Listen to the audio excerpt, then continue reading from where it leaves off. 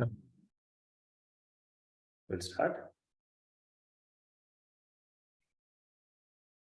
Guru Brahma, Guru Vishnu, Guru Devo, Maheshwaraha, Guru Sakshat, Parabrahma, Tasmai Shri, Gurave Namaha, Shruti Smriti, Puranana, Alayam, Karunalayam, Namami, Bhagavat Padam, Shankaram, Lokashankaram, Sarvamangala, Mangalye, Shive, Sarvartha, Sadike, Sharanye, Tayambake, Gauri, Narayani, Namostute.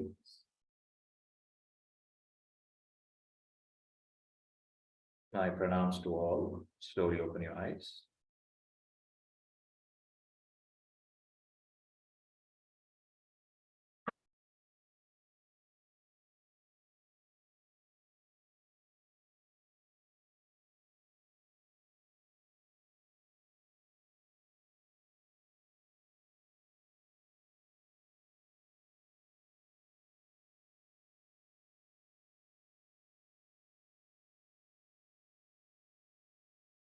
So let's continue the contemplation on teachings of Tripura Rahasya. In the last session, Parashurama asks Bhagavan Dattatreya some questions. After he listens to the teachings of Atmanjnana of Dattatreya, he has certain questions. So there is a boy and girl. The boy and girl are sitting in the park, and the girl asks the boy, "Can I ask you a question?" The boy says, "Of course you can ask me a question." Girl says, "Do you love me?" The boy says, "Of course I love you. What a stupid question." Then the girl asks, "Can I ask another question?" He says, "Of course you can ask another question. When will you marry me?" The boy says, "Don't change the topic." So the questioning, the inquiry is the key. Is the key for realization, for gnana. Guru not only gives the Atmanjnana, but he gives the Atmanjnana by teaching the methodology of inquiry, which the Shishya uses and inquires and realizes itself. Now, in this process, it is natural to have questions. Why the questions arise? Because the mind is still in duality. As long as the mind is experiencing duality, is rooted in duality, the questions keep on arising. There is no resolution. Okay. Now, the question that Parashurama is asking, what is the question that he's asking? First, he's asking, okay, the teaching of Atmanjnana is consciousness is light. You told me consciousness is like light, and everything is object. Okay, the body is object, the mind is object, the world is object. Then you gave me an example of dream, like how the dream world is a projection.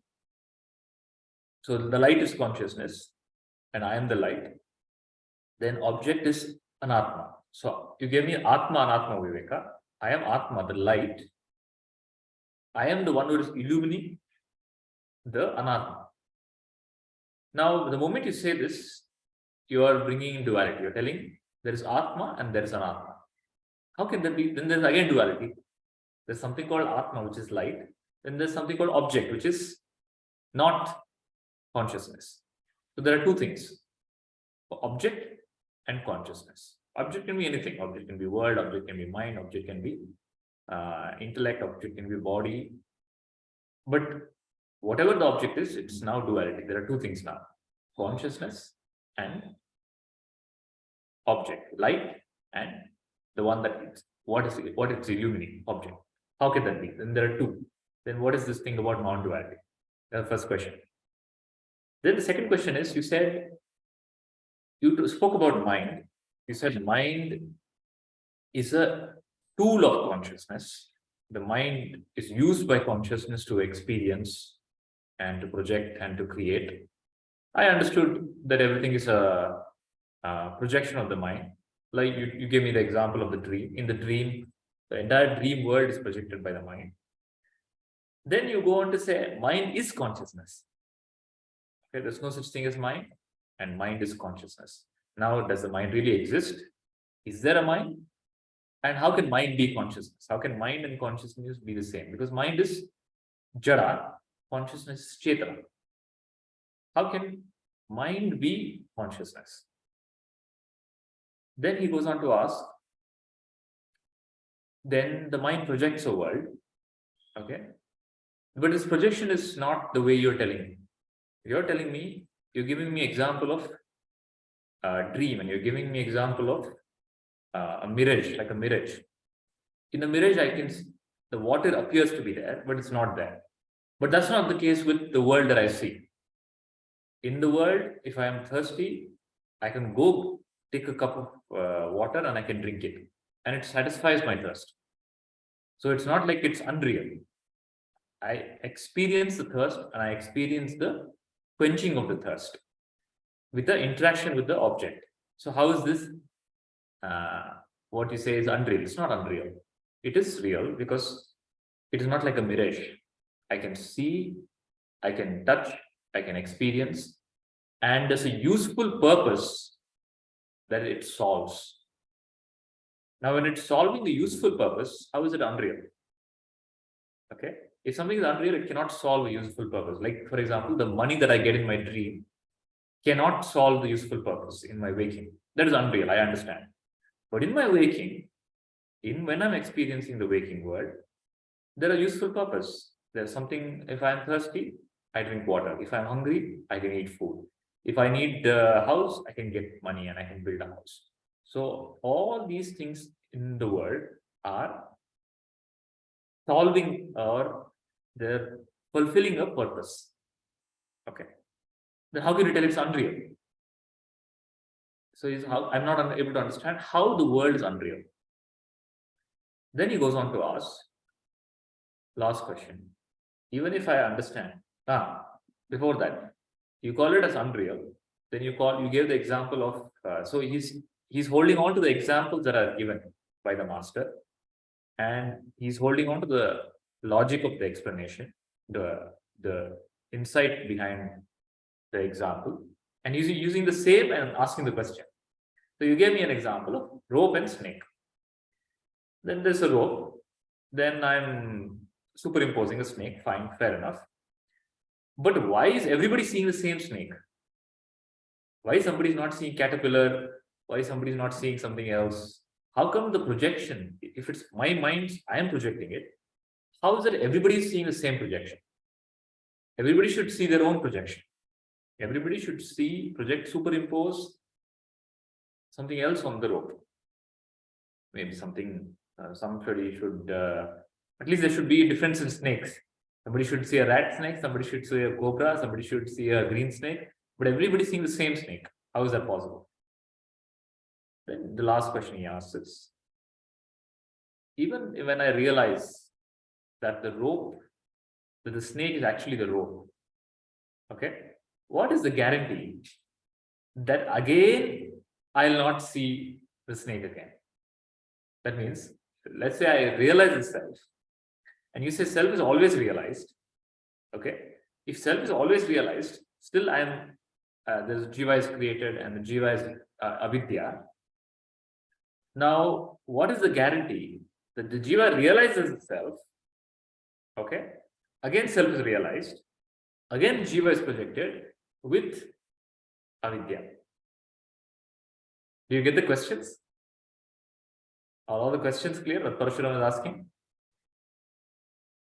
Yes, wonderful questions. So he's paid he's very good attention And he's using the same language of the master. Okay, he's not deviating or bringing his own understanding. Whatever the words that are used, same examples he's using, and he's presenting the questions all. And Parshuram, Dattatreya, on listening to the questions, is extremely happy. He's happy with the questions because this is the right line of questioning. Okay, and he says to Parashurama that this is the process of Atmanjnana. You have to ask the questions because the Guru cannot know or imagine what questions are happening in your head. Okay, if you assume that Guru has some supernatural power, he can read my mind, he knows all my thoughts, then he should only understand what I will ask. In general, in the teaching of Atmanjnana, almost in a thorough teaching, if there's a thorough dialogue, a thorough interaction, enough Shravana, what I would say is right amount of Shravana, enough exposure, most of the questions get answered. Okay, that is what we're seeing in the story of Buddha. One day, a person comes to Buddha and he tells him, I have a lot of questions. And I feel that only you can answer my questions. Buddha tells him, I won't answer any questions right now. What you do is you first spend 1 year with me. You sit by my side. Wherever I go, you be the person sitting next to me. After 1 year, if you still have the questions, I'll answer the question. Then there's one disciple already sitting close to Buddha. He laughs and he tells the man, if you have any questions, you ask right now. Because after 1 year, you will not have any questions. Like you, even I had come many years ago, telling Buddha that I have a lot of questions, I need answers. Buddha told me the same thing. There was another person sitting next to him. He asked that person to move, and I sat. Then I sat with him for 1 year, where he was answering questions of other people. Then he was giving discourses, he was giving teaching, and also just sitting silently. In being exposed to all of this, all my questions died. Okay? All my questions were, forget about the questions being answered, the questioner disappeared. Then he promptly asked me, after 1 year, he recollected the promise that he had made. And he called me and he asked, okay, now you ask your questions. I had no questions. I just bowed down to him and we sat silently. That typically happens. Or in cases where Ramana Maharshi is there, somebody like Ramana Maharshi would ask, who is asking the question? All depends on the person that they are interacting with. Now, the answer given to one person might not be the answer for everybody. There is a context, there is a condition, and who is the person who is being dealt with. Okay, but by and large, what I would say is, if there's a competent master, Sadguru, very good at teaching, bringing a lot of deep clarity into the subject of Atmanjnana. Okay, just listen, just Shravana, enough right Shravana, not too much Shravana, the right amount of Shravana answers a lot of questions. So before your question comes, what the master probably would cover as the teaching would resolve many questions. Even after all of this, even after the Shravana, then there'll be some residual questions, some questions that are not answered. Okay, or the masters answer the question, but you're not able to reconcile. Okay, the answer is given, but that's not my experience. Okay, master is saying everything is Maya, but no, everything is real to me. The master is saying it's non-duality, self alone exists, but no, I perceive everything apart from the self. Then the master says, you are the self, Okay, I have realized, I understand intellectually I am the self, but still I have no experience. Still, the impressions keep coming up. So there is some, everything is, whatever is told is understood, but it's not reconciled. It has not become, there's something that is still missing. Now, what is there is still missing has to be put across as a question, and you have to seek the answer. That is what Parashurama is doing now. He has understood everything. He says, I have understood everything. I appreciate what you're saying. And I have no doubt this is the truth. This is the truth. But I am not able to reconcile it. In me, it's not adding up. Somewhere it's not adding up. So please resolve it. Now, what is not adding up? First thing that is not adding up is there is duality. There are two things that we're talking about: Atma and Anatma. The moment you say Atma, Anatma, Viveka, there are two. You've already told two. Okay, there's Atma and Anatma. Then how is there non-duality? If there's Atma and Anatma, then Anatma is, then there is something other than Atma, other than consciousness. So Bhagavan Dattatreya gives the answers. So the answer is, what is the answer? How there is Atma and Atma? Sumanji?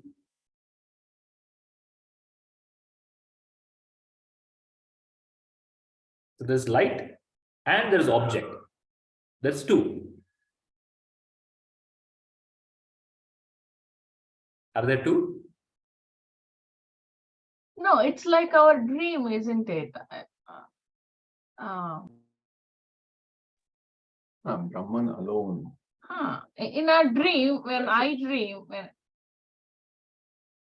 there may be a marketplace or anything, but there is all, I mean, everything is just me at the end of it.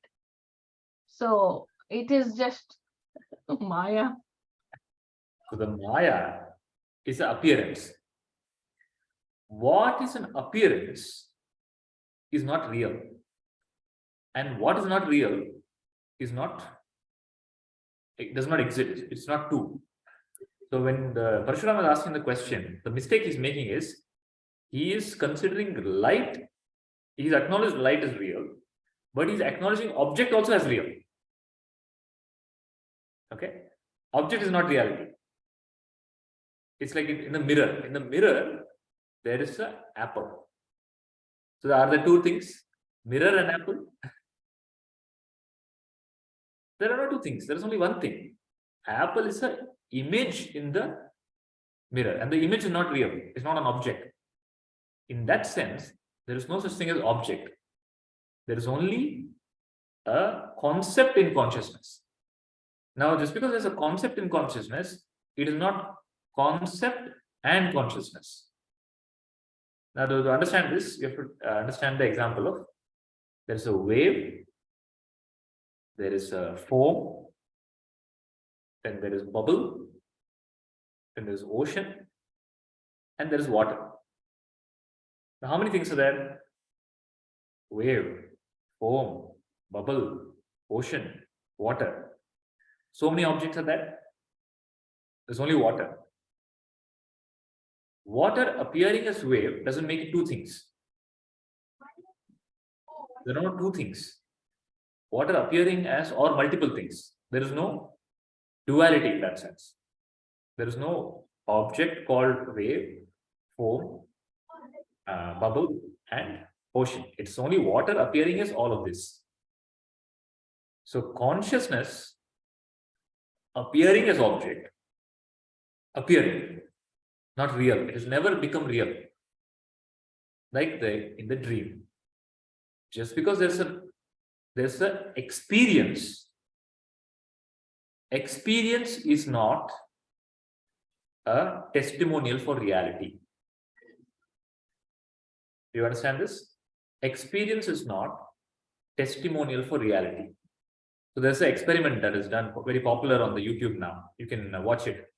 It's called the fake hand, rubber hand experiment. Have you watched it? It's a rubber hand experiment. So the person keeps their two original hands.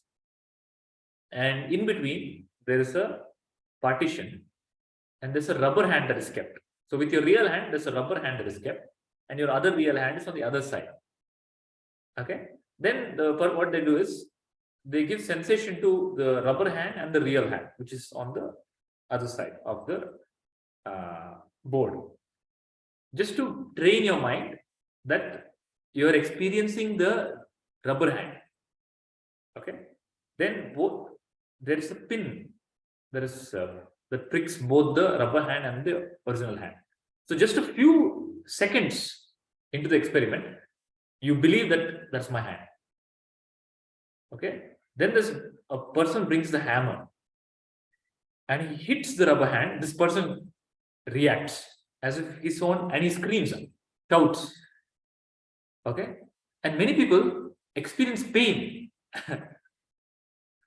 Okay. Those who have believed that it's my hand can also experience pain. This is also seen in people, many of these soldiers who have lost some part of the body, hand or leg. When they don't have a hand or a leg, there are times they experience leg pain. Okay, it's not there. It is the mind that is creating it. So experience is not a testimonial for reality, because in your dream you experience everything. In your dream you experience thirst, you experience quenching of the thirst also, you experience pain, and you take a medicine in the dream, the doctor gives a medicine, you will get a healing also in the dream. So experience is not a testimonial for reality. So in that sense, it is only consciousness appearing as the object, and that appearance like objects appearing in the mirror. They cannot appear outside of consciousness. There's no such thing as outside consciousness. That thought of outside consciousness, so there's a thought. There is something outside consciousness. That thought also is in consciousness. It cannot exist because you can only have the thought because of consciousness. Because there's a light of consciousness, the thoughts can appear. That thought that there is something outside consciousness cannot appear without consciousness. Okay. So the light and object duality, is it resolved? Is there light and object? Is there Atma and Anatma? There's no such thing as Anatma. It is only for a discrimination purpose. But to the process, from the process of removing avidya, the teaching is given, there's Atma, I am not this. It's like this. The wave is water. Okay? Water is wave. Is that correct? Water is wave, correct? Wave is also water. But wave is not water. Water is more than wave. Water is bubble also. Water is ocean also. Water is not just wave. But wave is water. You cannot, if you cannot remove water from the wave, but you can remove wave from the water. You understand? In that sense, Atma is Anatma, but Anatma is not Atma. But Anatma is also Atma. Both are simultaneously true. Do you understand this? How the wave is water, but it is also not water, because water is more than wave. So the Anatma, there is no such thing as Anatma. Anatma is an appearance in Atma. Something that appears is not real. To tell something is real, Atma alone is real. Nothing else is real. Okay. By that understanding, object, which is pretty much everything that you experience, the world, body, sensation, thoughts, feeling, emotion, all of these are appearances. Okay. Simply because, why appearances? simply because they're constantly changing and they don't have any permanence to them. Something that has no permanence is not real. Okay, how does it not? How what I experience has no permanence? It has no permanence. Your body itself has no permanence. It only lasts until the waking, your waking experience. The moment you go into the dream, it's a dream body. So what is impermanent is not real. So the testimonial for reality is not experience. It is is it permanent? Is it changeless? Okay. So Atma is permanent. Atma is changeless. Atma is pure consciousness. Atma is birthless. Atma is deathless.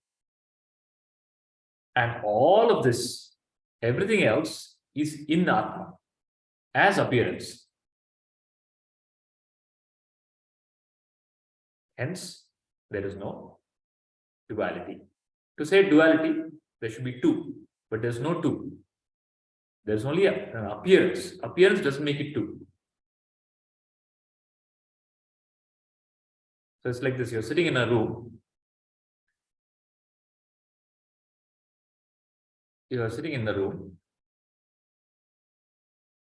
and you're talking. You're talking to a person, your friend. Then somebody else walks into the room. Then they see that there's nobody else, it's only you.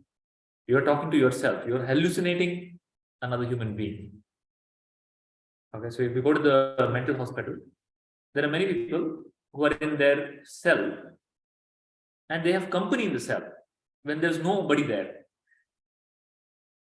Now, if you ask, when you see how many people are there, there's only one person. The company is a hallucination.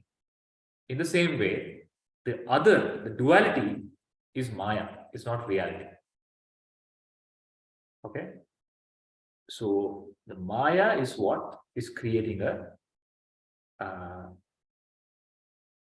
appearance of duality, but it's not real. A notion of duality, notional duality, which is not real. Okay, is the answer to the question clear? Atma, Anatma. There is no Atma, Anatma. There's only Atma. Atma alone exists. Now the question is,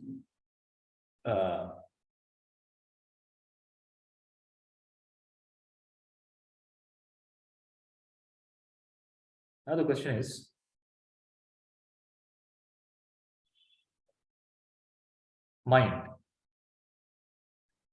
Mind, you say, is the Atma.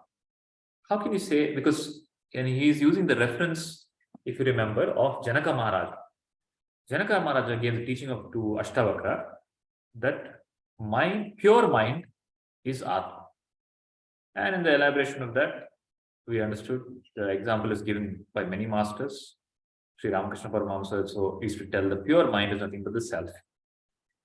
Now, how can you say, at one point you say mind is Anatma, mind doesn't exist, mind is unreal. Then you say pure mind is Atma. Okay. How is that? How is mind Atma? Or first of all, is mind real? The answer that Bhagavan Dattatreya gives, he takes the example of the dream. Or rather, the self appears as the mind, is in your own experience. So you have deep sleep. In deep sleep, the mind is pure. Okay? The mind is, there is no thoughts in the mind. But is there no mind? Is there a mind in deep sleep? Nothing is there in deep sleep. Okay? Nothing is there in deep sleep. But still, there is a pure awareness. Okay. The mind is there in deep sleep, but it's gone into causal state. It does exist. It's just gone into a causal state. It's for the lack of words, it's told that it's merged with consciousness. That's why it comes back again. If it is not there, then it doesn't come back. It is there, but it is causal. And that same causal mind becomes a dream. Right? And when it becomes a dream, it becomes the dream world, it becomes the dream objects, it becomes the dream minds, it becomes the jiva, it becomes jivas, it becomes all of this. Just the way the causal mind becomes manifest as a dream world, similarly, the self manifests as the mind, as the causal mind. So to understand this, so there's one this thing, the California millipede. You know how many legs a millipede has? A California millipede can have up to 750 legs. So one day the millipede is walking. It's going on its morning walk.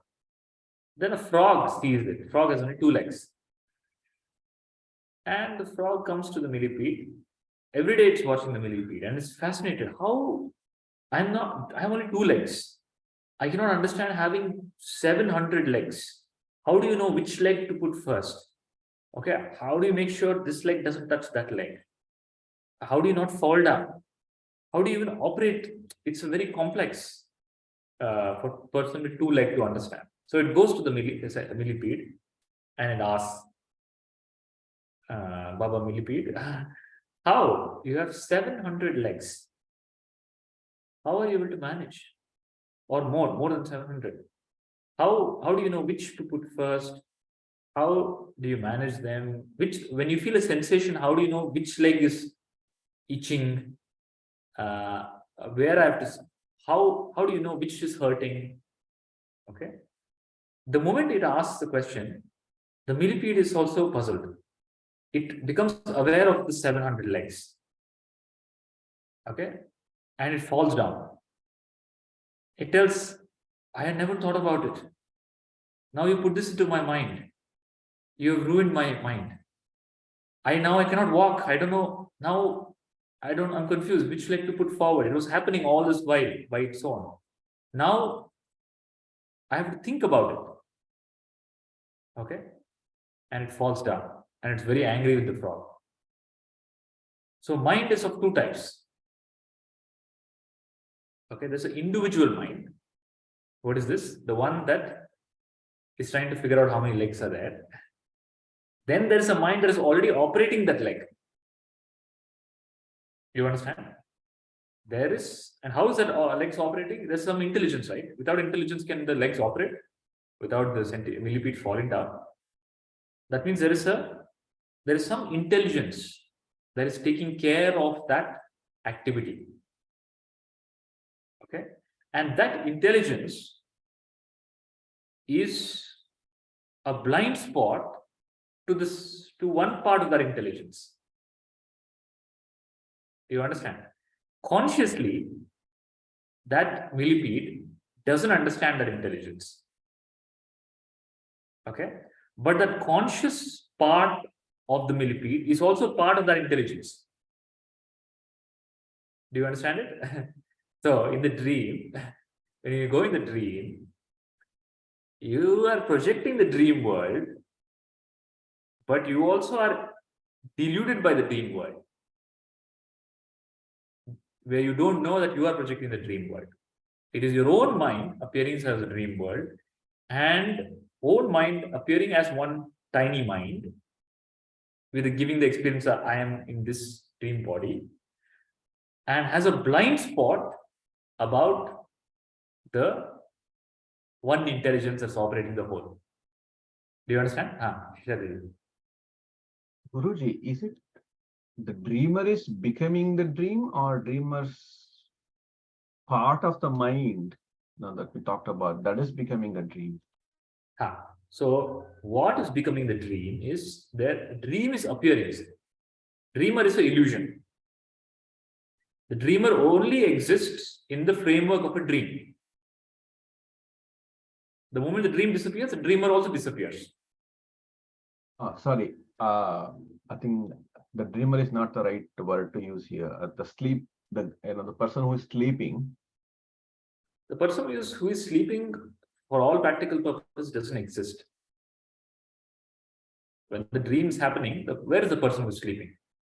That is only when you wake up, you tell, I was still there. You tell, I was still there when the dream was happening. It's not true. Right? The waking world is completely gone. So I'll come to the dream analysis. The mind, that's the way it's from causal to it's becoming gross. In the same way, the self is the mind, is becoming the mind. There is no thing like mind and self. It cannot be again, because then again it will be duality. The self alone is appearing as the mind.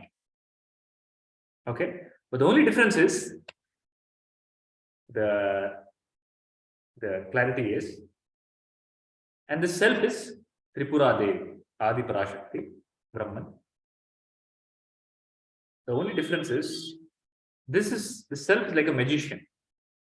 The magician does some extraordinary, unbelievable feat, pulls out a hanky from somewhere, from thin air, or pulls out a pigeon from thin air, or a rabbit from a hat, or something extraordinary the magician does. But when the magician does something extraordinary, he's not shocked. He doesn't say, oh, wow, how did I do that? Okay. Only the audience is shocked, but he's never deluded. In the same way, the self is never deluded when it appears as the mind. It creates the Maya, but it's never trapped by the Maya. Okay. And the answer given is, it's all Maya. How this is happening? Why there is a mind and the self? Why there's a distinction? It is the Maya created by the self, by the Tripura ring. It is not real. Okay. Now, how do you understand this? Again, you go back to your experience of the dream and deep sleep. In your deep sleep, the mind is causal. It appears as the dream world.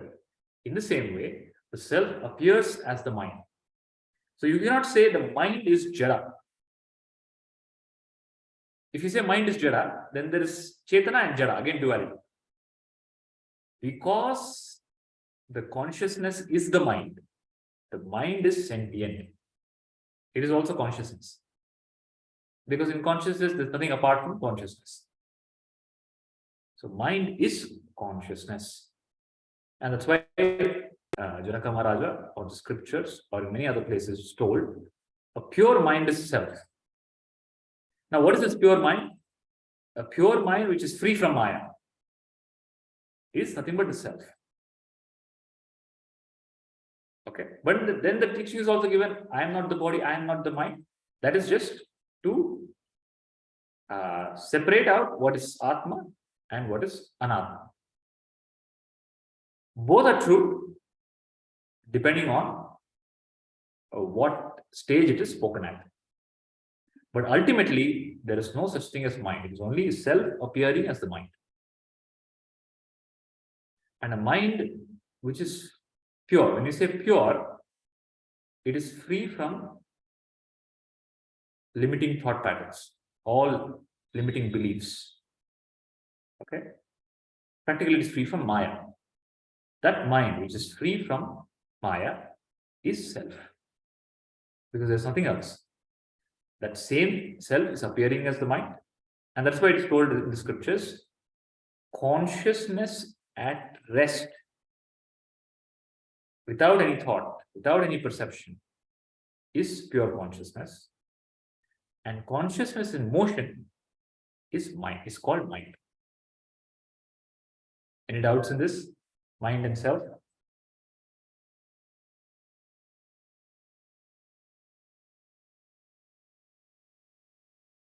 You understand that mind is not insentient. Mind is, because there's no such thing as mind is in self. Okay. So the explanation for the mind given in the Tripura Rahasya is Dattatreya asks to imagine the mind as the space. Okay.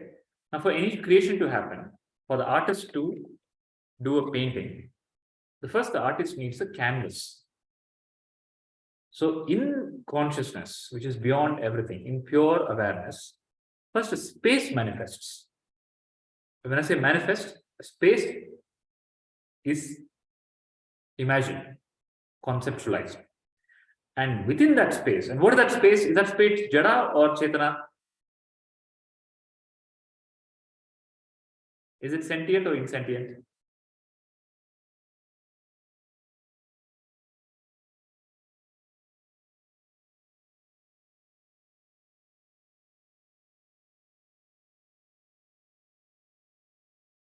Okay. I'll give you another example before I elaborate on the space and conscious mind. Sorry, Guruji. I was still thinking about the earlier.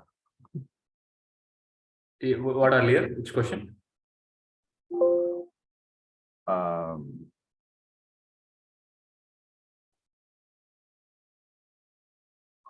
the mind is also, the pure mind is consciousness. Is consciousness.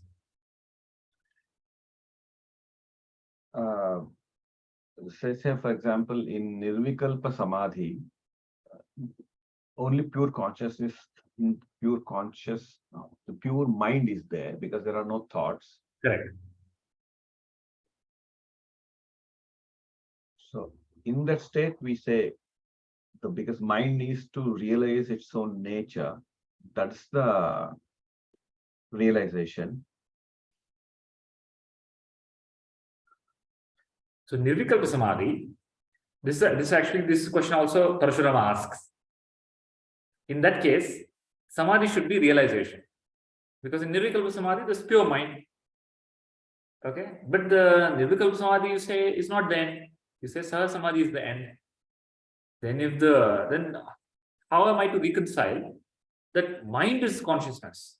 Because if mind is consciousness, pure mind is consciousness, I reach a state of pure mind in Nirvikalpa Samadhi. In Nirvikalpa Samadhi, my mind has become thoughtless, objectless, dreamless, pure. Right? Now, if that is so, that you say that you don't acknowledge as mukti, that you don't say is self-realization. How am I to reconcile this? The answer to that is, in Nirvikalpa Samadhi, no doubt, Nirvikalpa Samadhi is, it's like deep sleep. You go into deep sleep. Okay? In deep sleep, self alone exists, but everything is gone to the causal. In Nirvikalpa Samadhi, also the avidya has gone to the causal. What remains is pure self alone. And this question is not coming up in Nirvikalpa Samadhi, because the question is an object. Okay? For the question to come up, duality has to be there. In Nirvikalpa Samadhi, is no duality. It's practically non-duality. Right? There's no duality in Nirvikalpa Samadhi. It's complete. It's only awareness alone. There's no question of mind. Is there mind, consciousness, world? Nothing is there. It's called Nirvikalpa. No Vikalpa is there. When there's no Vikalpa, there's no avidya, there's no dvaita, no duality. Okay? The problem is not in Nirvikalpa Samadhi. The problem is in the waking state, when you experience a duality. Okay? Nirvikalpa Samadhi, the pure mind, is nothing but, that's why it is told you experience consciousness in Nirvikalpa Samadhi. There is no doubt about that. But that is not the problem.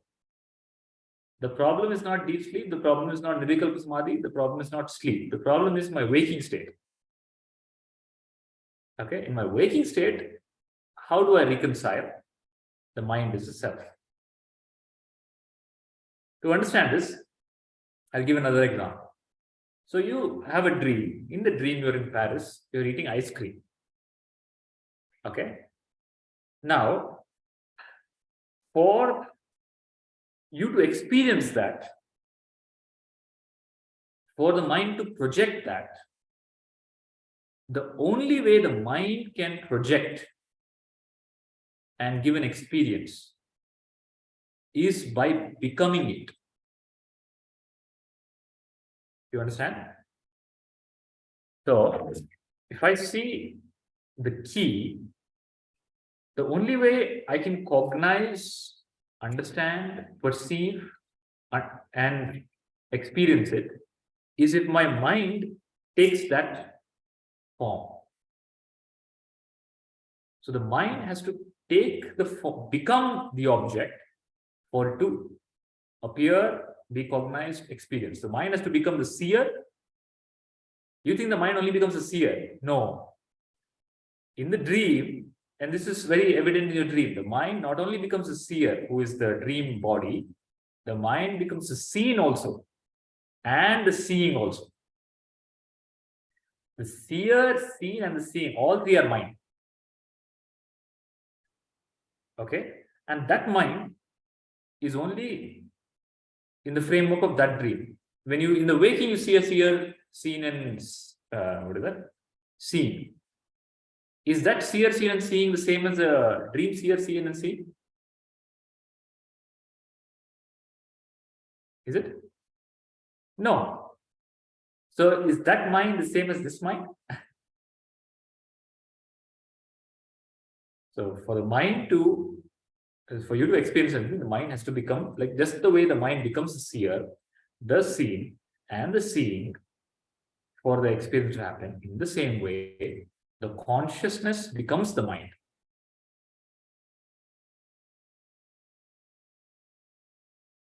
The consciousness is the reality of the mind. If you remove consciousness, then there's no mind.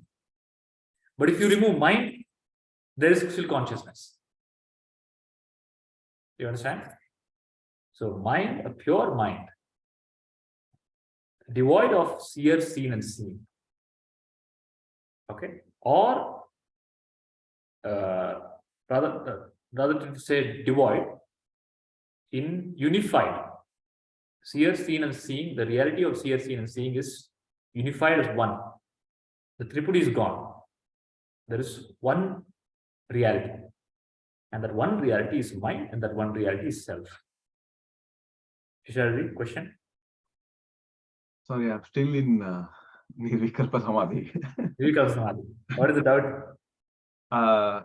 Because we said, what did we say? So what I thought that came is, if there is a crystal clarity knowledge of the real nature, the moment a person goes to Nirvikalpa Samadhi, they become realized. No, the moment they have crystal clarity, they realize that itself is Gnana. Sorry, Guruji? Nirvikalpa Samadhi is not the requirement. The moment they have crystal clear clarity in the waking with eyes open, that's all. That is mukti. That is what is called enlightenment. Enlightenment is light, clear, crystal clear clarity. In the waking, there is no requirement of Nirvikalpa Samadhi.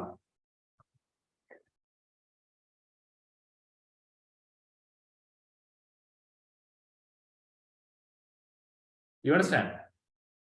What crystal clear clarity is the key, not Nirvikalpa Samadhi.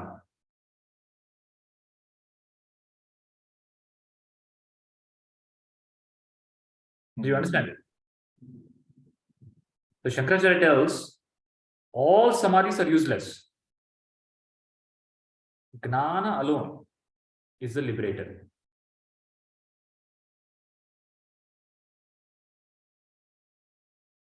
Nirvikalpa Samadhi is for, then what is Nirvikalpa Samadhi? That is also told. Why Nirvikalpa Samadhi then? What is the use case of Nirvikalpa Samadhi?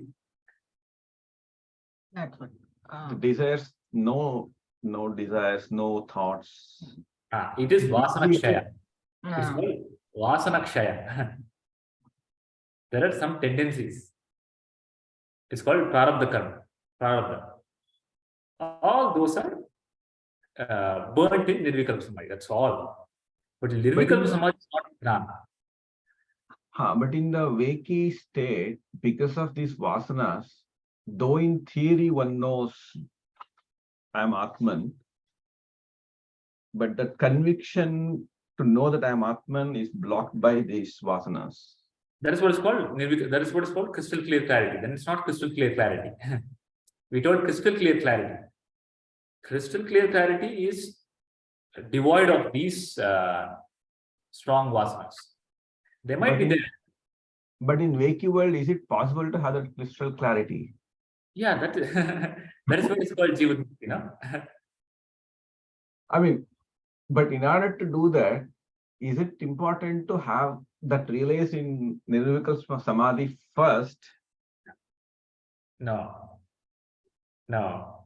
In order to do that, first of all, it cannot be done. there's no doing. Okay.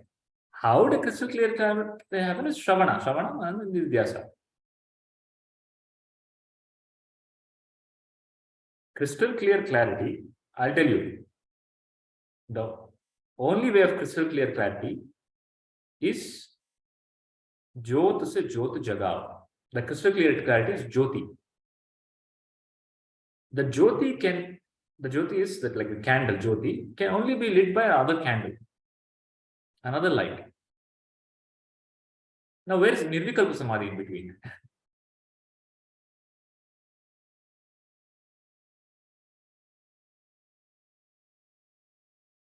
Is the question resolved? The question is, can crystal clear clarity happen without Nirvikalpa Samadhi? Absolutely. That is why it's called Atma Gnana, not Atma Gnana Samadhi. It is Gnana or Shravana Matrena Brahma Gnanam Yatodhavet. Shankaracharya tells. Krishna tells, Tadvidhi Pranipatena Pariprashnena Sevaya Upadekshantite Gnanam Gnanina Tattvadarshina. Where is Samadhi here? Samadhi is only a purificatory practice. Samadhi is also temporary. Is that much clear? Gnana alone, Gnana, crystal clear clarity that I am the self, Brahma, and I am that Brahman. I am reality, Brahma Satya. Jagat is Mithya. Okay? And there are no doubts. That's why enlightenment, the process of enlightenment is described as in the Upanishad. Vidyate hridaya grantihi, chijyate sarva samshaya. Have you heard of this? Vidyate hridaya granti. There is what happens in enlightenment? Vidyate hridaya granti. There's a hridaya granti. Granti means there's a knot. There's a feeling of individuality. Vidyate, that is destroyed. And chidyate sarva samshaya. All doubts. What doubts? Of who I am. What is my nature? Is gone.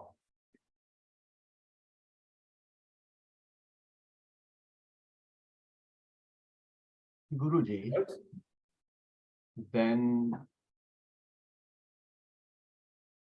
to have that crystal clarity, because of course Shravana, Manana and Nididhyasa. So Nididhyasana is really important because, and it has to be done throughout the day in the sense of like, every time some thoughts come, I'm mind or that one. Yeah, so here you have to understand what the scriptures say and what is it clarity is. It all depends on the quality of disciple. For somebody, Shravana Matrena, nothing more is required. Shravana alone. And how much Shravana? We don't know. For somebody, it's just one Shravana. For somebody, it's just one word. Somebody is one sentence. For somebody, is one day talk. For somebody, is more exposure. Okay. Somebody, Shravana, Manana, Shravana plus Manana. This person listens from the master, then he or she just goes and inquires within, and it is realized, the truth is realized. For some person, Shravana, Manana, Nityasa is required. Maybe sitting in Samadhi for longer is required. Maybe doing some service is required. It all depends on the quality of disciple. There's no one shoe that fits all.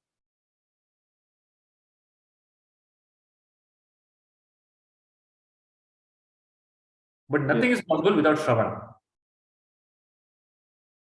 If you say, I will do Nididhyasa and Manana without Shravana, it's impossible. Shravana is basic. Sometimes the basic becomes the end. Okay. Sometimes not. If some Vachana share is required, not. Okay, now I am clear, Guruji. So, if that particular step is not sufficient, then go one further step. Nididhyasa. If that is not sufficient, then Nirvikal Samadhi. Like it's like trying to do Chitta Shuddhi, and So this is where one more thing you have to understand, very, very important, is you cannot map it the way like this. Okay, if it is like this pathway, you cannot create a journey map. Because that is the whole point of a master. When it is told, when you are ready, the master will appear. Okay. When you are ready, all this journey is taken care by the master. Okay. How you should navigate, what is required, what is not required. That you cannot map. And you cannot say, okay, this is the map, and somebody will fall into this, somebody, no.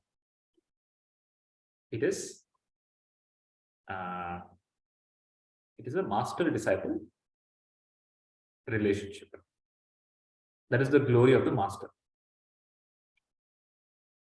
So that is why there is a story of, there's a person called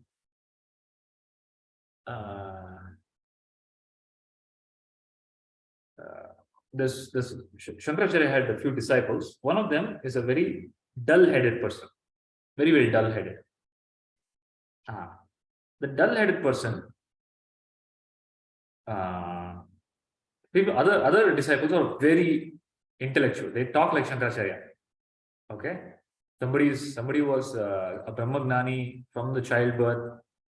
Hastala Malka is there. Then there's some other person, all highly evolved and intellectual and gnanis, and they make fun of this dull-headed person.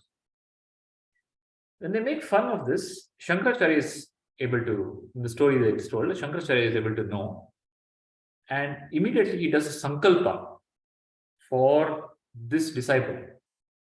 The moment Shankaracharya does a sankalpa for his gnana, this dull person starts singing the praise of Shankara. And that song is called Totakashtakam. Okay.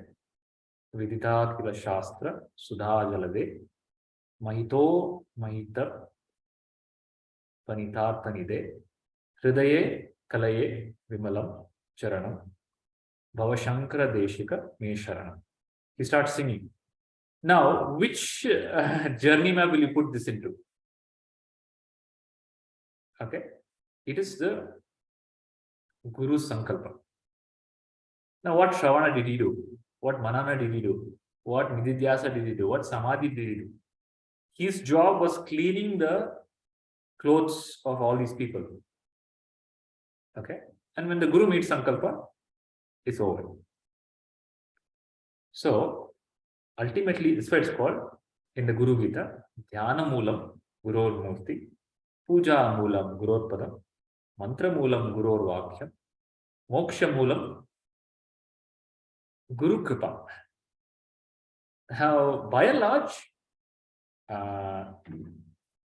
Guru Kripa is clear, crystal clear clarity. But is that only the way? I'm not sure. You understand? Ultimately, it's only Guru Kripa. And by and large, Guru Kripa is crystal clear clarity.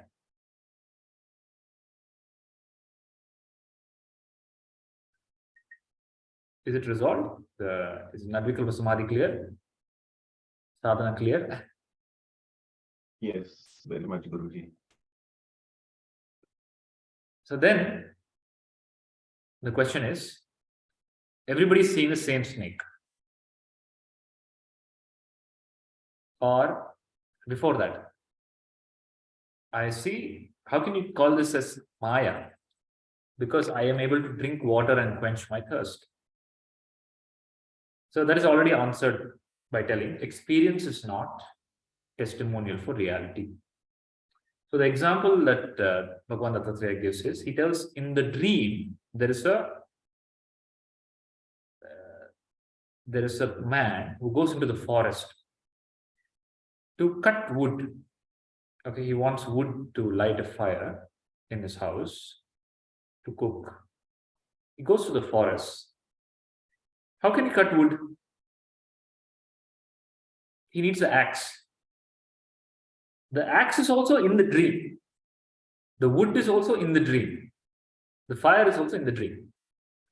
So the purpose, the means to attain it, both are in the dream. Now, just because there is a purpose and is attainment, and there's a satisfaction, there's a fulfillment, that doesn't make it real. Okay, because when you come out of the dream, both the purpose and its fulfillment disappear. Don't they? The axe also disappears. The tree also disappears. In the same way, you say, I drink water, I'm thirsty, and I am drinking water. There's some, I'm satisfied. This satisfaction, the water, and the thirst, all of them disappear when you change states. Hence, it is not real. Then he gives further explanation. Why do you call it real? Why do you call dream unreal? When you wake up from the dream, you have a memory. You're in the waking now. Then you say, oh, I had a dream. Correct? You say, I had a dream and I have a memory of the dream. I have a memory of the dream. Now, when you go into dream, the only gap is you don't have the memory of waking. You don't have the memory of the waking state where you tell, oh, that was a dream. Now I am in the real. Do you understand? When you're in the waking state, when you wake up in the morning, some experience you had in the Paris and eating the ice cream, which was very real at that time. You discard it as unreal because you have a memory of it. You understand? But when you go into the Paris and having ice cream, you don't have a memory of sitting in listening to the class in UK. If you had that, you would say it would become very, very easy to tell waking also is a dream. Okay? But that doesn't happen because that will distort all the states. Then you will not be able to function in the waking state. Okay? There is enough. Maya also operates very intelligently. It operates enough because too much it becomes poison. Okay? Right amount to keep you functional, operational, deluded. Okay? And the delusions operate in a very, very, very intelligent way. When you need to do something, when you need to move, when your life needs some change, certain things are amplified in you. Okay? Then when the life, it's Maya is like playing, holding, it's like a puppet. You're like a puppet. It holds you and makes you move as it wants. In the same way, in the dream, you don't, when you wake up, you say the dream was unreal. But in the dream, if you could say the waking is unreal, then you would understand it's a dream. So incidentally, because I was thinking about this class for the last almost 1 week, I had a dream this morning between 9 and 10 a.m. I woke up at 7 a.m. Then after the maid left, again I slept. At 9 a.m. I slept. In between 9 and 10, I had a dream. In the dream, I was in this house. It's already constructed, but there's a construction going on in the house. Then I realized, oh, this is not real because my house is already constructed. There's a reference of the waking, okay, which is usually blinded, which is usually completely removed from your consciousness. What you experience a dream, but somehow there was a memory that no, the house is already built. Okay, why that happened? Because I had woken up and again I slept. Okay, then I was talking to my wife and there was a mess in the place. Then I told her, this is a dream. Don't worry about the mess because this whole mess will disappear when I wake up. Okay, but the dream is still going on. Then one person came, somebody who I don't know. The person is handing out some like lottery tickets. And I asked, what is this lottery ticket? The person said, this is a ticket using which hold on to this. In the future, there'll be technology where you can transact in between the waking state and the dream state. And I told her it's absolutely impossible. Okay, because when I wake up, all of this will disappear. Nothing will remain. You cannot retain an object through the waking and the dreaming. Okay, it will completely disappear. So this was a unique, insightful dream that I had, and I can map it to what I was thinking about the answer that is given by Dattatreya. Is that in the dream, if you had a memory of the waking, okay, just the way you have a memory of the dream in the waking, the waking as a dream becomes very clear to you. And it is what is so. Now, how do you understand this without having that experience? There's a trick. Okay. The trick is, in the waking, what do you do? In the waking, let's say you had a dream, you were in Paris. You recollect the dream. Correct? Now, where is the recollection coming from? Memory. Memory, right? Okay. Now, can you recollect a dream that you maybe had a very long time ago, 10 years ago, maybe a nightmare or some dream? Do you have a recollection of any dream that you had 10 years ago or 20 years ago or long time ago? No? Let's say somebody has written in some journal, somebody maintains a journal and they've written a dream. Maybe they had 10 or 20 years ago. Okay. They recollect that dream because there is a journal. Now, the person recollects also a real incident that happened 10 years ago. Both are recollections. Both are objects of memory. Okay. And what is in the memory? Unreal objects. What is the difference between the memory of the dream and the memory of what they so-called happened really? What is the difference? Let's say 10 years ago, I had a dream. In that dream, in 10 years ago, I was not married. I dreamt that I was married to somebody and I had a child, all that. Okay. Then in that I recollect now. I pull from memory. Then I also pulled another record from memory. I fell down on this particular day 10 years ago. Two memories I pulled down. What is the difference between these two memories? What makes one real? What makes one unreal? Both are the same. Both are unreal. Because what are the contents of both? In both, there was a seer who is not there now. In both, there was a seen, which is not there now.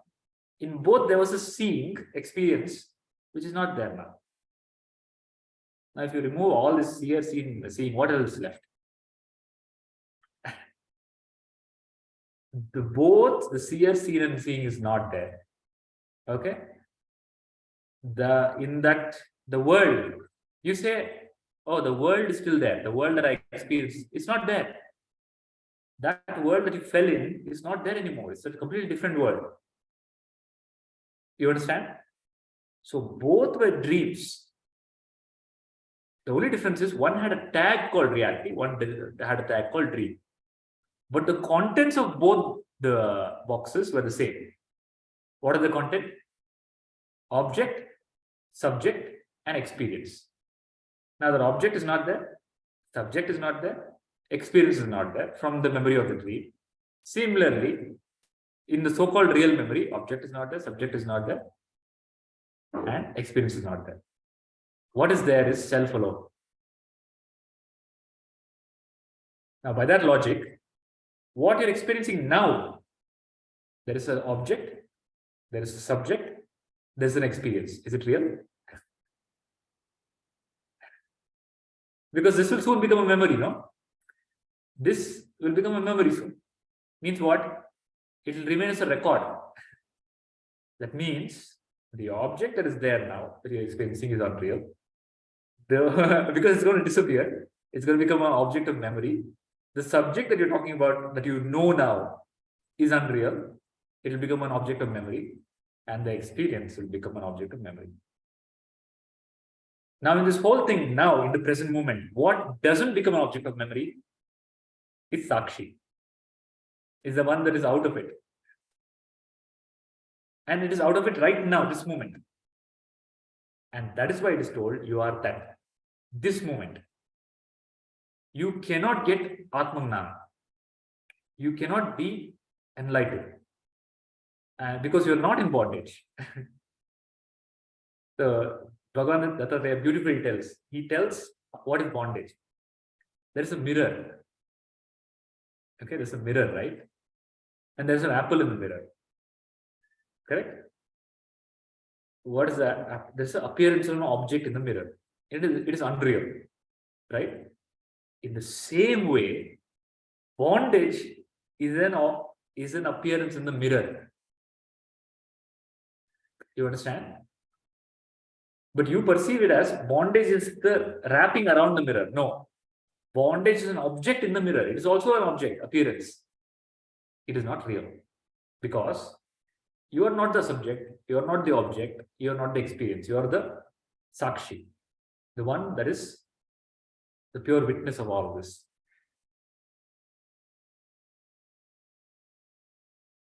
Is it clear? Now, then,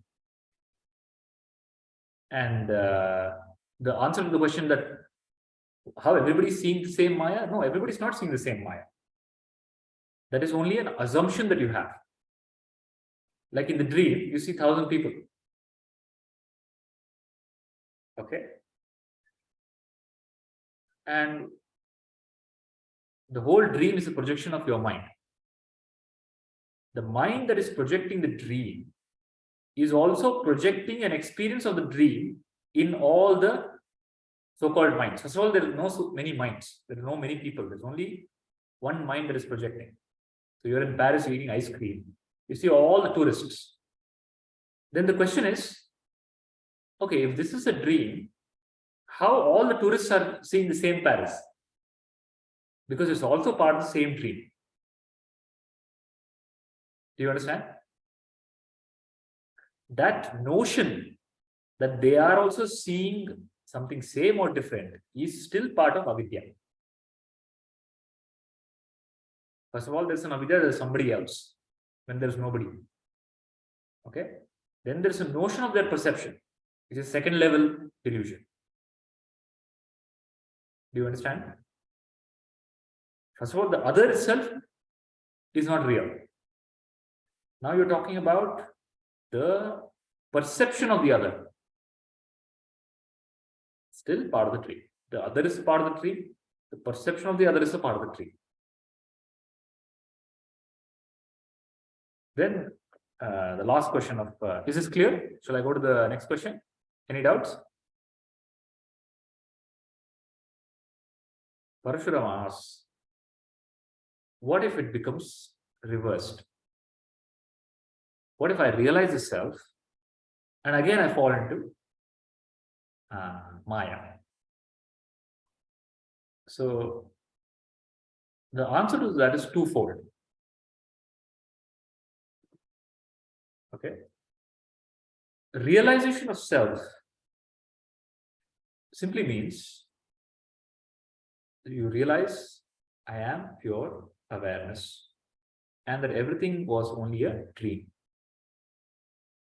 Now this question of will I fall back into the Maya again is still part of the same dream that has been realized as a dream.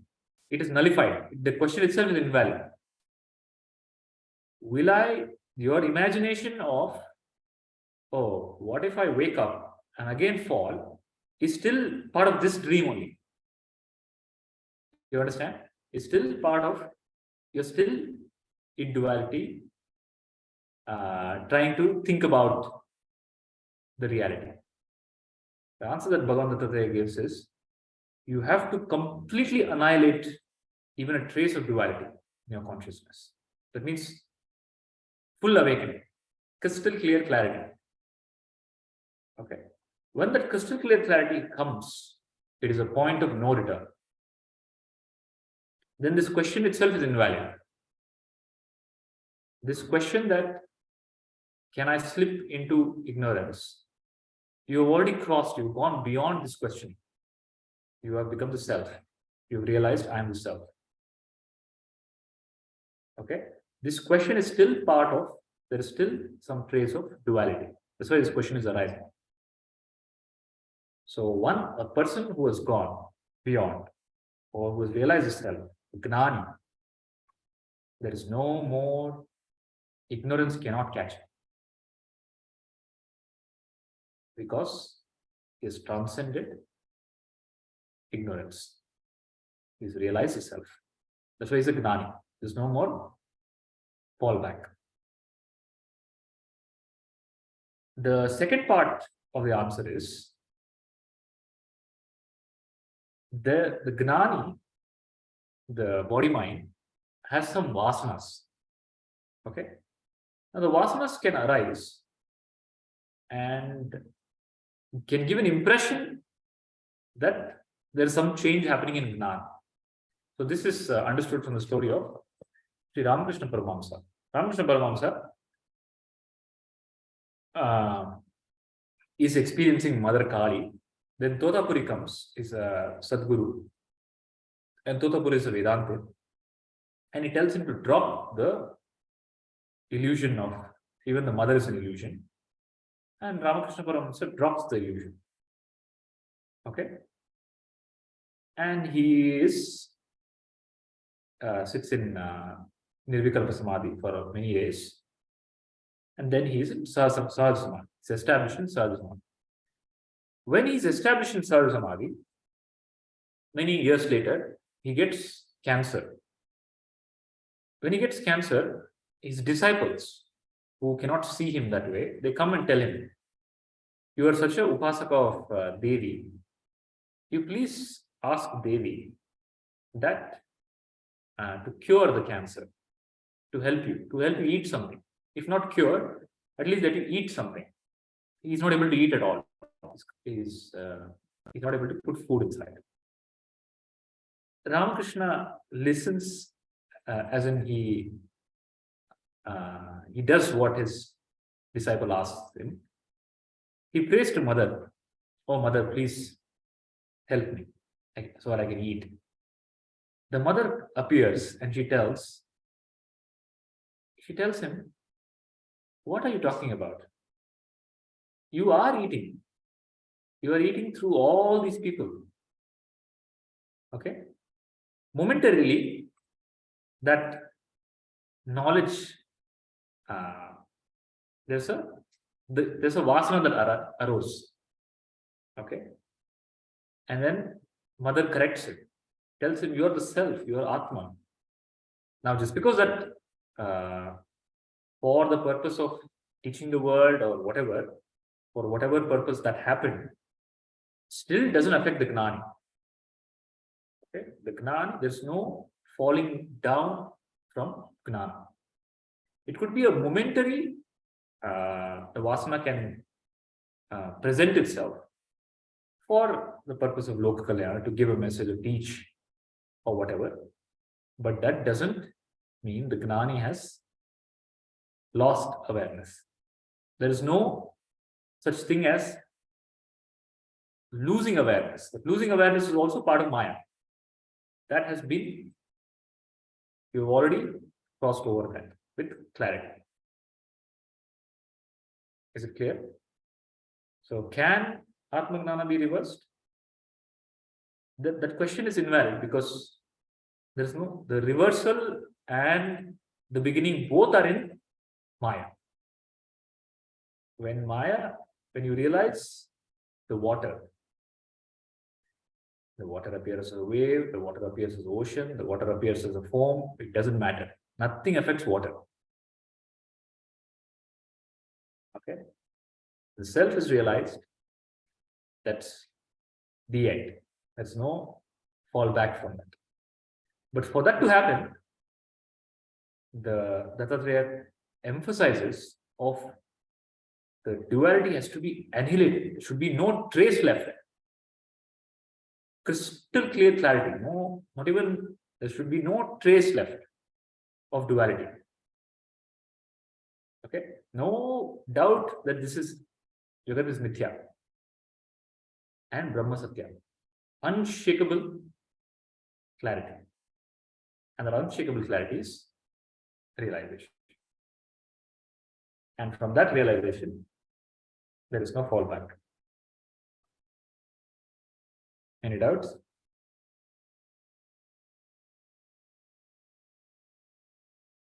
Are all the questions answered of Parashurama? Any questions pending? You have any questions?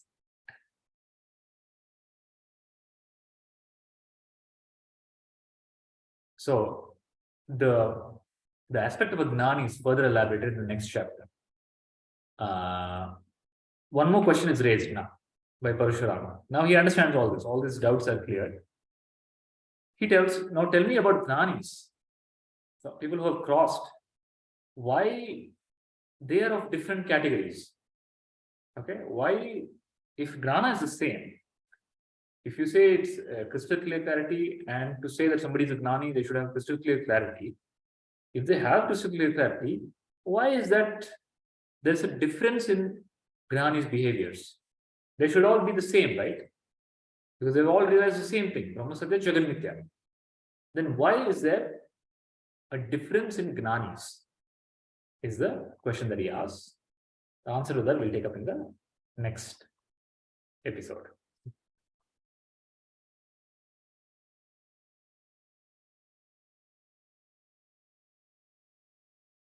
Any doubts? Guruji, I have question or I don't have questions. That is also duality. I have question, I don't have question. No, it's, if you have a question, you ask it and resolve it. No, in some way, like, when you say, do you have questions? If I say, I don't have questions, well, that is an object. It is an object. Question is an object, yeah.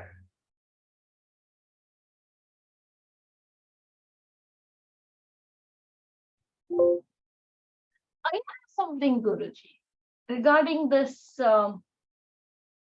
like when you eat, drink, it affects your body. So how is it not real? That part is okay, but then when it comes to like planning life, how do I live life, how will I be when I enter my retirement? or my child, he has to have an education, he has to have a future. I know that we are not doing anything, everything is happening, but still there is a lot of, your mind is so much into, you have to do something, you have to be financially fit, you have to do something, you have to be healthy eating, you have to maintain your health. How do you come out of this? I know it's Maya, I know it's not, but then how do you answer this? So I'll answer the question. I got the question. First thing you have to understand is you don't have to come out of it. Don't think about escaping the world. Okay, the world is a self. Okay, the only thing that you have to escape is, or get rid of, is the world that has entered you. Don't worry about the boat being on the water. Only worry about the water that is entering the boat. Now, what this means is, if you see the gnana, there's a gnani, doesn't mean that person will stop planning or to be financially free or taking care of the family. All the rishis were grihasthas, working perfectly in the society, earning money, taking care of the family, not only their family, taking care of all the students that were there in the ashram, growing the ashram. So all these activities. Now, the barrier to this is not gnana. Gnana doesn't become a barrier to this. In fact, gnana helps you do all of this in a much better way. Typically, what happens in the mind is, what is mind? Mind is thought. Okay, each thought you can think as a slide. The self is the light, projector light. The thought is a slide. You understand? Each thought is a slide. Each thought, there is thought, ideas, feelings, emotion. Everything is a slide, a box. Now, and if you see, all of these slides, most of the time, have no connection to each other. If you start writing your thoughts, let's say you take a paper and I tell you, whatever you think from now to 5 minutes, write down. Simply whatever it comes, without judgment. You don't judge. Okay? You don't filter. You don't say, I should not think like this, I'll not write this. If you be honest and if you write whatever thoughts you get, you will see the absurdity of the thoughts. They have no connection to each other. So you'll see some object, you'll see some flower, it'll remind you of another flower, that'll remind you of your childhood, that'll remind you of your school, that'll remind you of your teacher, the teacher will remind you of the sari that she was wearing. The sari will remind you of your mom. Then you start crying, thinking about your mom, because you looked at a flower. Does that happen? This is called thought chain. And the thought chain, there's no connection. Okay, if you look at your thoughts, there is no connection at all. Arbitrary things are coming, your subconscious is throwing arbitrary things, and you're trying to handle them, which is fine. Arbitrary things are coming, it's fine. But the problem happens when these arbitrary things are coming and you arbitrarily choose certain arbitrary things and stitch a story. That becomes your prison. The example is, there was a master. One person comes to the master and tells, are you listening, dog? The person comes to the master and tells, I have to get divorced. The master tells, why you want to get divorced? He tells, my wife poured coffee on me today. Arey, why? It's just because she poured coffee on you, why you want to get divorced? He tells, no, she's always doing stuff like this. Then the masters explain why. You remember in the wedding time, in the wedding there's a game that we play. They put ring into the bucket and we have to find it. Okay, it's a game. It's called icebreaker game. During the icebreaker game, she scratched me. From that day, it started. So what this person is doing, he's isolating some frames, and stitching a story. Okay, and that story is reinforcing, and that is a prison.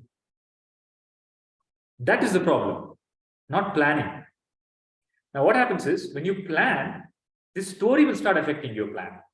That's the problem. You understand? Let's say you have to be financially free. Absolutely true. But to be financially free, what is required? Realistic planning, right? Financial knowledge. Okay. Then right action is required. Now that doesn't happen. The planning, you start with the intention of planning, but all these packages that you have, programs that you have, start interfering. Now, Gnana will only remove that interference. It will not remove planning. In fact, it will illumine the planning better. It will give you crystal clear clarity what needs to be done. If the Gnani decides I have to make money, he will exactly know what needs to be done. If he doesn't know, he will have the knowledge that he needs to find a guru who can teach him. You understand? Gnani is he knows the self.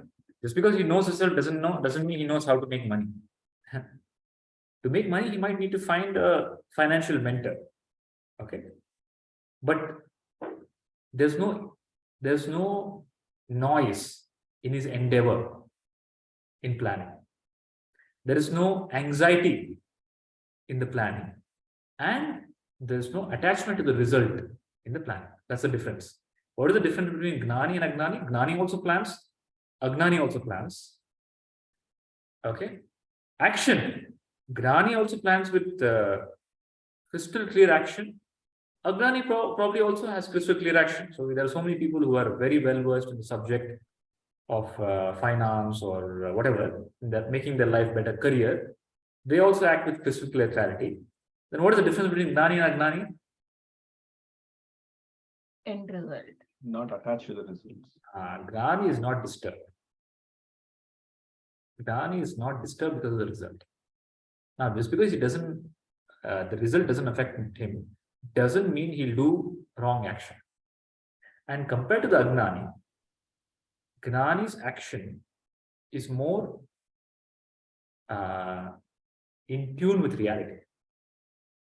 Simply because those thought patterns are not, he's not made models of life, of his life that are affecting. He's become free from all models of life, all notions of life. That's why Gnani is called, Gnani is Ishvara. Ishvara means consciousness of all possibility. Okay. But for Agnani, all these notions of life, well, my life has always been depression. It will be tomorrow also, it will be depression. My life has always been like this because somebody told this or I believe it. All these beliefs, wrong beliefs, interfere with the planning. So the question is, in life, what should I do? In life, you have to identify if you have limiting beliefs. Okay. And break free from them. Drop them. Then identify what is required for your life. Okay, where you're a grasta, you need money, you need to take care of the child, you need to take care of the house, you need to take care of old age, you need to take care of health, and start taking the right actions in all these aspects. Now, the right action in all these aspects won't happen magically. You have to look at your beliefs. Simple example, let's say this is a health. Okay, health. You have ill health, somebody has ill health. What is the belief that person carries? What is the emotional condition?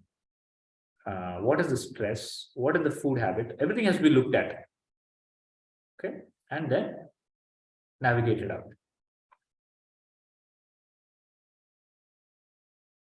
So if you look at, I'll give you an example of Prabhuji, right?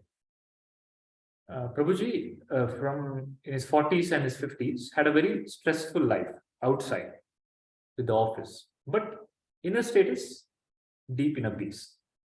But that external stress took a toll on the body. The body had diabetes, heart disease, BP, whatnot. You name like very, very complex diseases. I have seen it with my own eyes. Okay, kidney stones. Then, after he retired, when he took up teaching full time, he decided to pay attention to his health. Now he got time to pay attention to his health.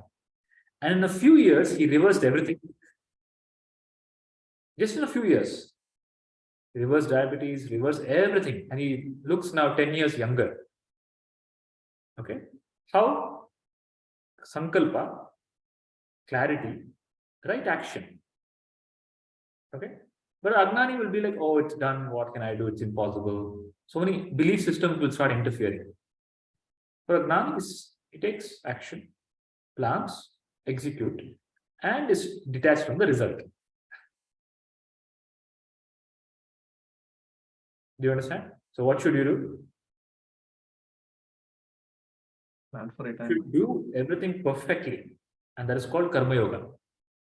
And how it will happen? And perfection will not happen arbitrarily. You have to look at the pain points. You have to come out of it. If you don't know how to come out of it, you have to ask somebody who is an expert in that field and come out of it. And all this is nothing to do with Atmangnana, or they are not against it or for it. It is what it is. You have to do what you have to do.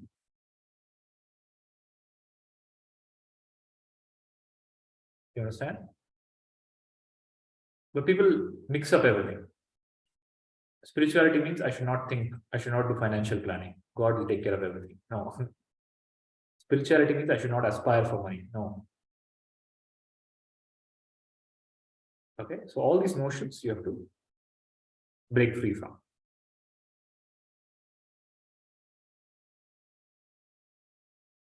You have to realize the self. You have to become financially free. You have to be healthy. You have to raise the child and contribute and help the child evolve and blossom for the world. You have to have your enjoyments. You have to watch your movies. You have to watch go to your social engagements. Everything you have to do, and everything with the crystal clarity is all this is Maya. You understand? That's what Krishna is. Krishna doesn't. He doesn't. When he's in war, he prioritizes war. When he's with the gopi, he prioritizes that. Everything is given its due respect because everything is a self. And the principle of life is whatever you pay attention to will grow. So if you want to grow something in your life, you have to pay attention to it, the right attention. And what you don't pay attention to will start dying. And what starts dying will cause noise when it's dying. It will start screaming when it's dying. So let's say you don't pay attention to your health will deteriorate. And it doesn't deteriorate silently. It will make noise at some time. Suddenly it will scream one day. Some part will scream. Then you will do immediate attention. So instead of that, that's why the Sanatana Dharma is such a beautiful system. That from a young age, it handles all aspects of life. It handles health with its message of the right way of eating, exercise, everything, and medicine also. Wealth, the right belief systems for wealth. Then relationships and self-realization and work. Okay, these are the 5 aspects. You have 5 aspects in your life. Your inner, there is a self, which is self-realization. Then health. Then wealth. Career, there is work. And relationships. Okay. If anyone is disturbed, life becomes disturbed. You cannot avoid anyone. Health you cannot avoid. You have all the wealth in the world. Your health is not fine, difficult. You have good health, but you don't have wealth. Again, it's a pain. Then you need to work. You need to be engaged. If you're not engaged, your mind will deteriorate.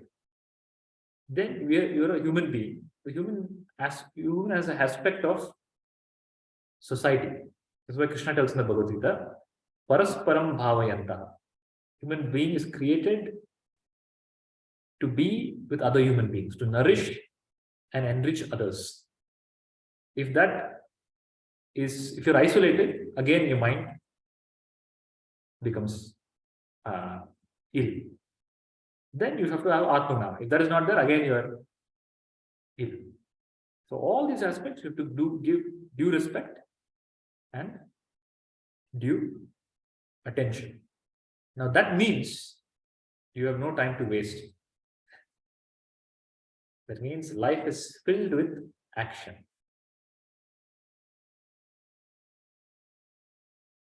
You understand? And a life filled with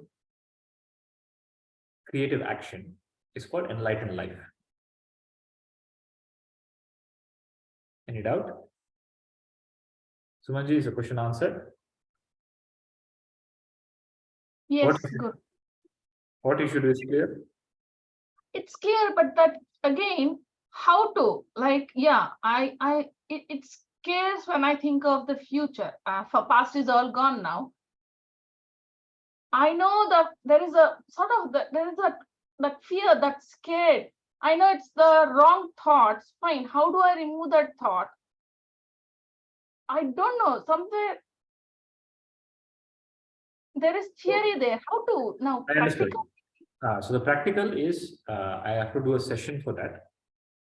It's called a deep operation, deep operation session, where we will go into what are the subconscious patterns that you carry. We unearth them, and there's a multiple process. There's a teaching based, practice based, which is pranayama based. You go through the process, all of this is elevated. Okay, I'll plan that session and I'll schedule that for one.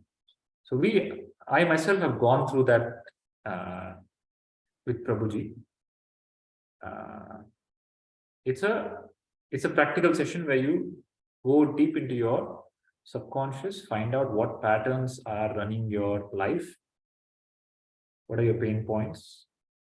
See, what happens is, to give a quick overview,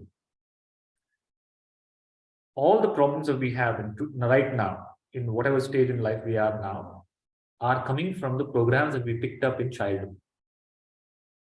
At the age of 2 or 3 or 4 or 5, before the age of 5 is what you would have formed many of these patterns. Deep hurt sometime. Something about money, about life, about relationships, some idea of the child, because the child is vulnerable, right? There'll be a scar that will be running the life, or that would have modeled what life is. And that only repeats again and again and again and again. Okay, as problems, as people, as experiences, as career, as financial status, or everything in your life that you experience now is because of what you have inside. And what you have inside was put as a seed at a very young age. Now, if you're able to go to the root and resolve the root, then the transformation happens in the present. And how do you do that? It's a process. I'll take you through that in a dedicated session. It needs a dedicated session. I'll take you to this. Maybe if it's also better if it's done in person. When the UK trip is planned, we can do the session in UK. All the deep deep-rooted impressions, they come out. Okay, and when they come out, so there's a master called Swami Nityananda. Okay, Swami Nityananda, who got into a lot of controversy and all that.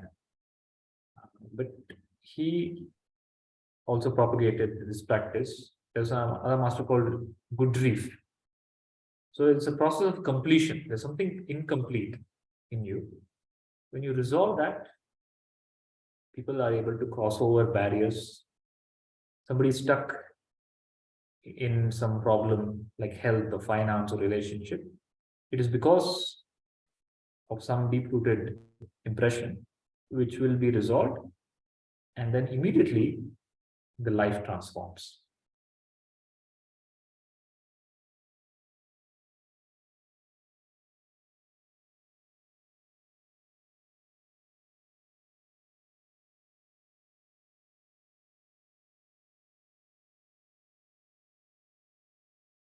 Any doubt?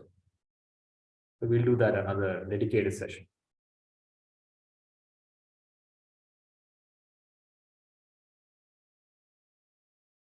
Shall we close for the day?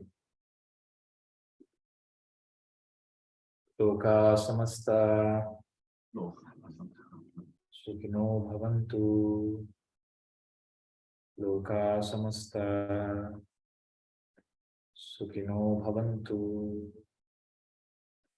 Loka samasta sukino bhavantu. Harihi Om. Shri Gurubhyo Namaha. Harihi Om.